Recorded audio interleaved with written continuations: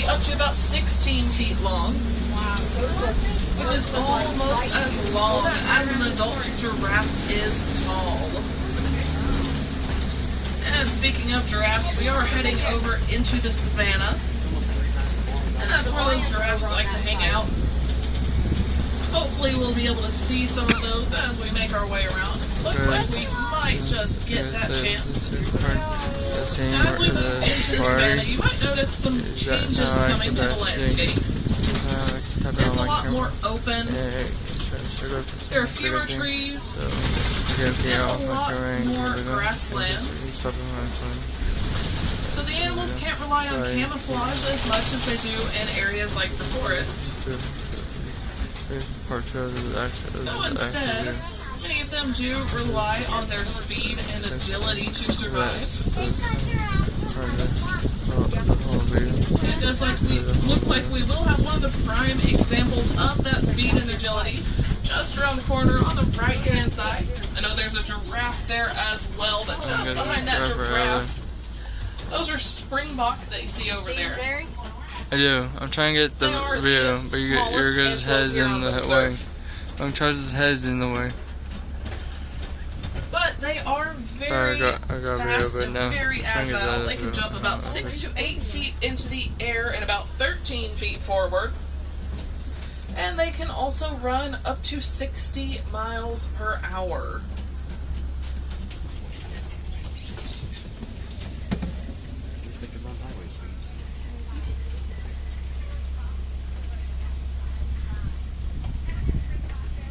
Like the trucks in front of us are stopped for a little bit. It sounded like there was an animal on the road.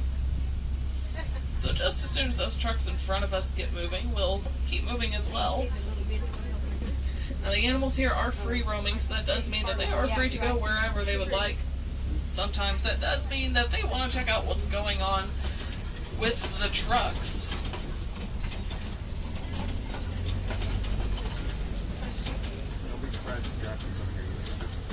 I've been licked by a giraffe before, it won't surprise me.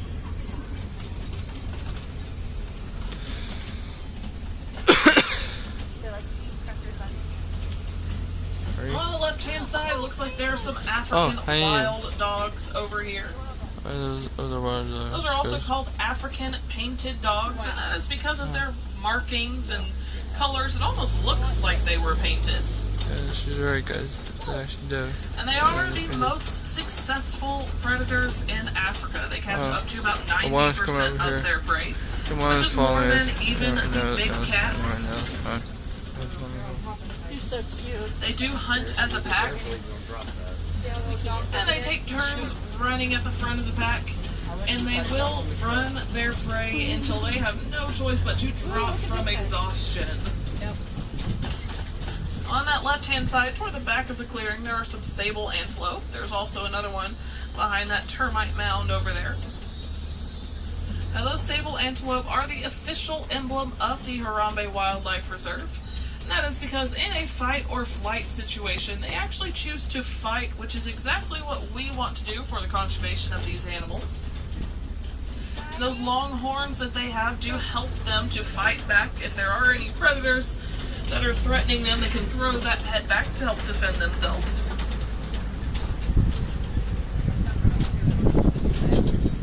Now on the left-hand side, this is an eland. Both males and females have horns. And those eland can be up to about 6 feet tall at the shoulder.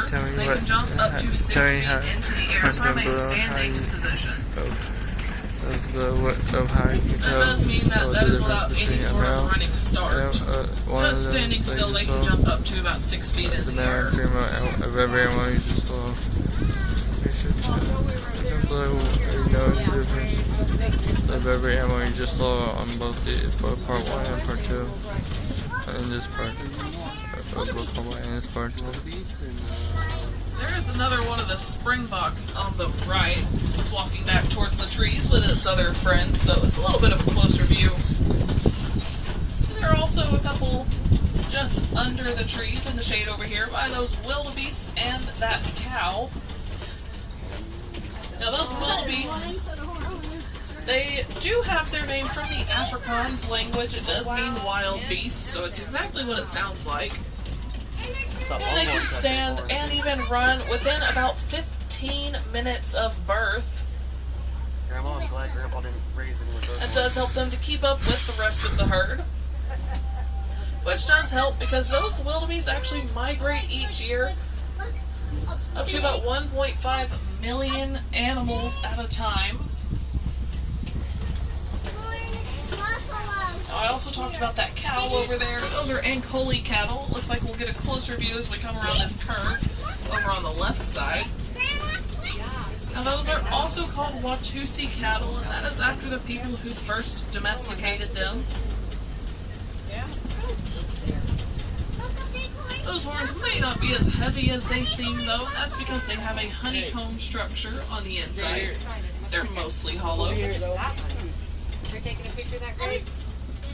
Now there's also a zebra over on the right hand side, and that is a Hartman's mountain zebra. It does have an extra flap of skin on its neck called a dewlap, and that's very characteristic of that variety of zebra. About that kind of zebra. And zebras are black with white stripes, not the other way around, and you can tell by looking at their noses. On that right hand side there are also those giraffes over there as well, and all of these giraffes are beside giraffes. They do have rough edges on their spots. That's how we can tell they're beside giraffes.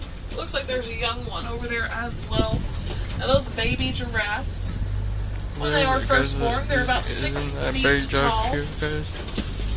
So that does mean that even at birth, they are probably taller than most of the people on this truck.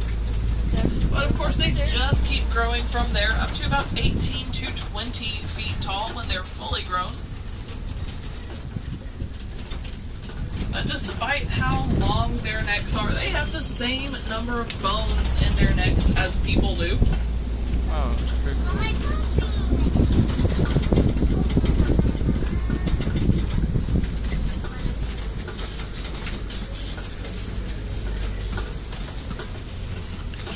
And one of my favorite things about giraffes is actually pretty cool. They only sleep for about 30 minutes a day, and that's not even all at the same time. That is spread out throughout the entire day. And they'll just take small naps throughout the day. The rest of the time they like to be nice and alert, and also spend a lot of time eating as well. They spend about 20 hours of their day eating.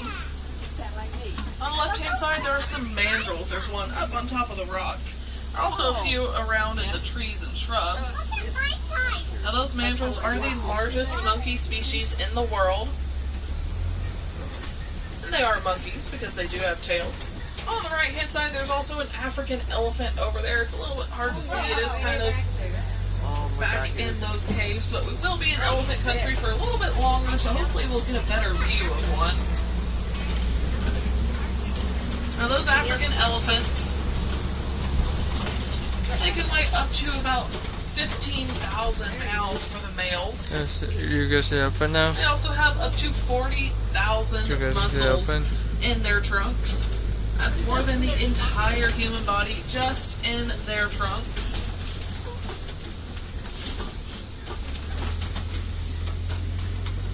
And their trunks are made entirely of muscle. There are no bones in them. Wow. And they're very strong as well. They are capable of pushing down trees and moving very heavy objects around, but they can also be very gentle as well.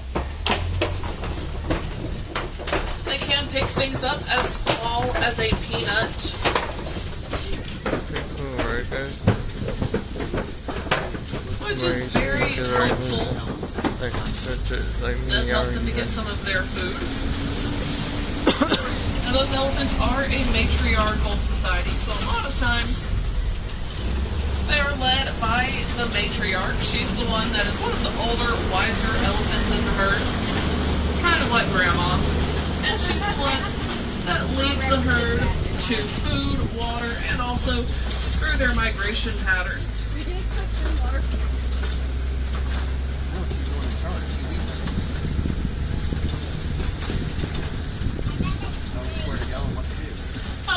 male elephants will break off from the rest of the herd. And it looks like we will wait here for just a moment. There's a zebra directly in front of us, so we do have to wait for just a moment till it gets a little bit further up the road. And it looks like it's actually off the road now. So we'll go ahead. That's a first for me. I've never come over here with a zebra right in the middle of the road over here. Now, those zebras, again, those are Hartman's mountain zebras. Yeah, it's really well in the grass, huh? Yeah. And they also have stripes that don't go all the way around their bellies. Oh.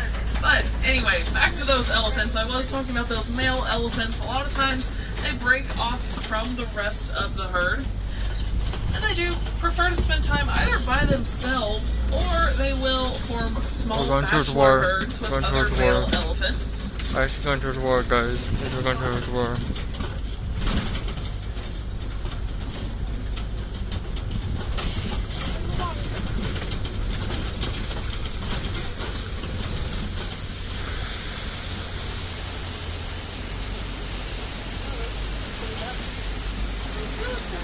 On the left-hand side coming up, there are some greater flamingos. Greater flamingos are the largest flamingo species. These flamingos are white yet. She can get there. I'm trying They to. do weigh about 9 pounds. I'm trying to grow up see. to 5 feet tall. They're also the lightest color pink of any flamingo species. They get their color from eating brine shrimp, which have a chemical called beta-carotene, and that is what turns them pink. Did you When guys they know first that hatch, they're not pink though, they're actually gray and fuzzy, but as they age and they eat more brine shrimp, they do turn pink. They'll actually lose those gray baby feathers and get their adult feathers, which are the ones that are pink.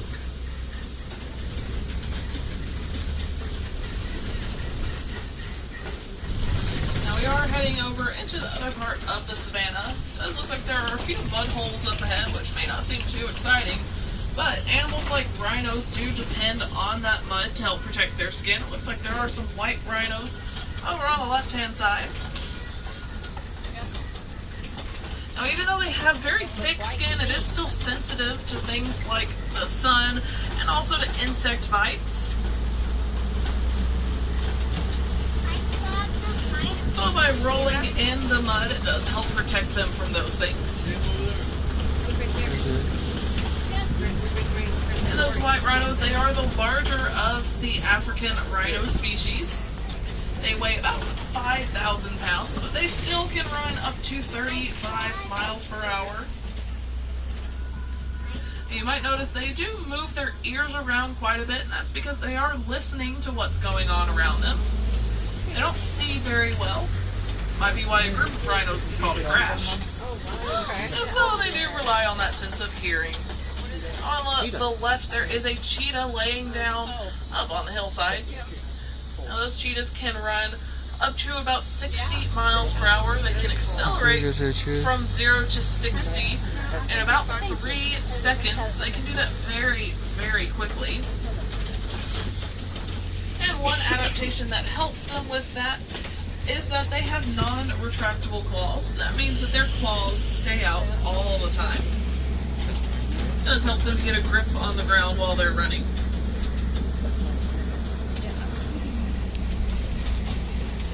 Trey said the giraffe was his. The giraffe. He just scared out the animal. He was sleeping.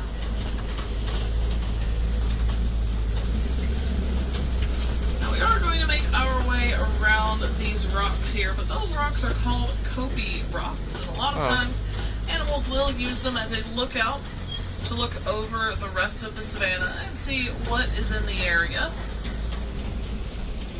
Anything like that, or those tall termite mounds that were over in the other part of the savannah, all of those make for great places for animals to jump up on top of to get a view of the surrounding area. Now on the right, there is a dark brown animal. That is the bontebok, and just behind that, looks like there is also a water buck. That's the more shaggy looking animal toward the right. Just behind them, there's an ostrich over there. We will make our way around and get another view of those. I will start with that bontebok. That species was nearly hunted to extinction in the 20th century, but a group of farmers helped save the species by protecting them on their land. And by doing that, they were able to boost the population numbers to the point that they are no longer in such a critical position as they were before. Now, just past this log laying down, there are a couple of warthogs over there. You can see their hair and tusks sticking up from behind the log. Now those warthogs, actually there's also one over here, just past this rock. We'll make our way around this curve, so you'll get a view of that warthog as well. But they are actually one of the most intelligent animals in the savannah. They are related to domestic pigs, but of course they are not domesticated. There's that bontebok again, as well as those ostriches and the water buck. Ostrich eggs. And there are a few eggs on the ground as well.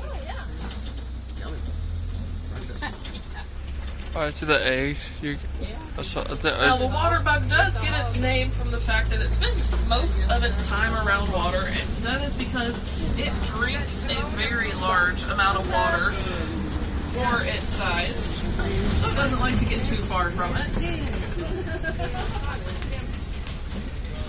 And of course, we can't forget the ostriches. They are the largest birds in the world. However, they don't fly, but they will still use their wings. It does help them change direction while they're running. And they can run very, very quickly, up to about 35 miles per hour. And their eggs weigh about 3 pounds each, and a grown adult human could stand on top of one of them without breaking it. Now this is the warden's post on the left-hand side. Looks like there are also some Nigerian dwarf goats over here. And that is as large as they will ever get. They are a domesticated species. And because of their small size, they don't eat quite as much, and they don't take up as much space. So that's great for villages like this on the outskirts of the reserve.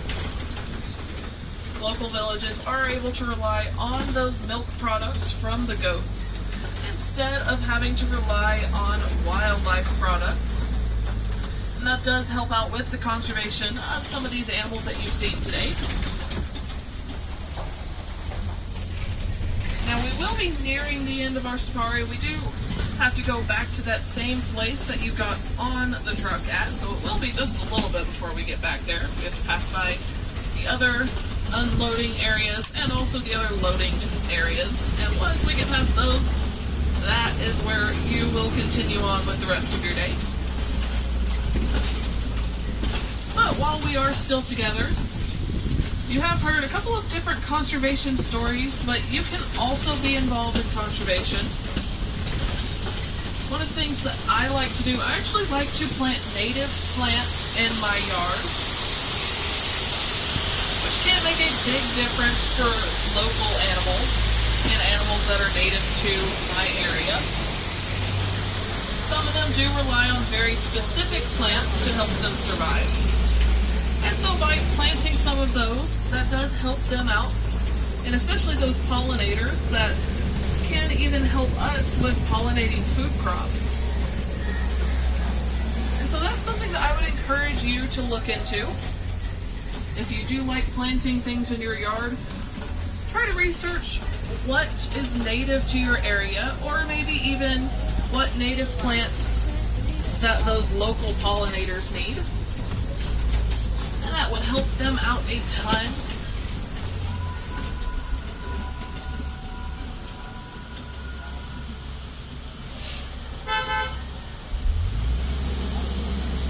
Now, if I do have any wilderness explorers on board, the name of my truck is Simba 1. Again, that is Simba 1.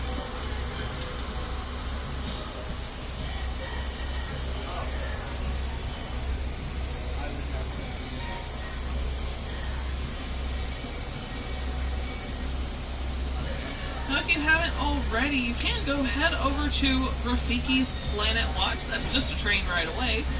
Last train does leave at 4:30, so head over there before that time. But over there, they have the conservation station. And that conservation station, you can learn about some of the ongoing projects that the Disney Conservation Fund helps to fund. And there's also the animation experience where you can learn how to draw some of our favorite Disney animal friends, as well as the affection section, which is a petting zoo where you can go pet and brush some of our domesticated animals like sheep, goats, pigs, cows, things like that. They are very friendly and they would love some attention.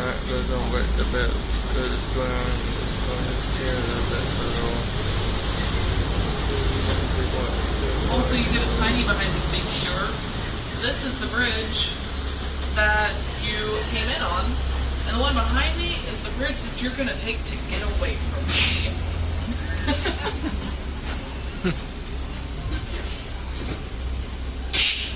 Now, if you do still want to see some other animals, you can also go check out the Gorilla Falls Exploration Trail. That trail does close at 6:45, so just a little bit before park closing. It is wheelchair and scooter accessible, so if you do have those devices, you're welcome to bring those with you.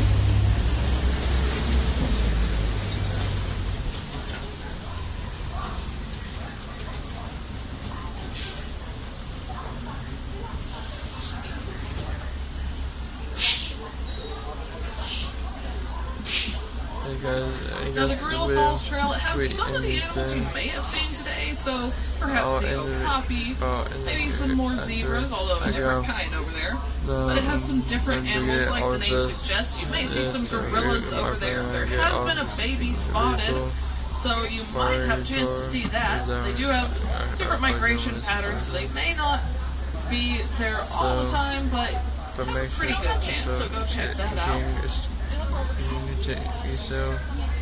Either you can send this in the But if you are going here in Africa, you can head over to Asia, and they also have a trail over there that has some more animals, although those are the ones native to Asia, so they're completely different than the ones that you've seen here today. They may have some Komodo dragons, maybe even bats, and if you're lucky, you might just spot a tiger over there. So go check that out if you haven't already. That one also closes at 6:45, so again, just a little bit before park closing. And if any of you are wilderness explorers, there are badges to pass off on both of those trails, so those are great places to head if you've not done that already. And Rafiki's also has a few of the wilderness explorer badges. And Walt Disney, part of Walt Disney World. Alright, looks like this truck in front of us is on their way. So we will go ahead and get you on with the rest of your day. But I will go ahead and say Kwaherini, which means to go well. Because it is sorry, I'm getting tongue-tied. It is far too sad and far too final to say goodbye. So instead we like to say Kwaherini, which means to go well. I will say Kwaherini to you. I do hope that you will go well. I also hope that you will go wild and enjoy the rest of your day here at Disney's Animal Kingdom.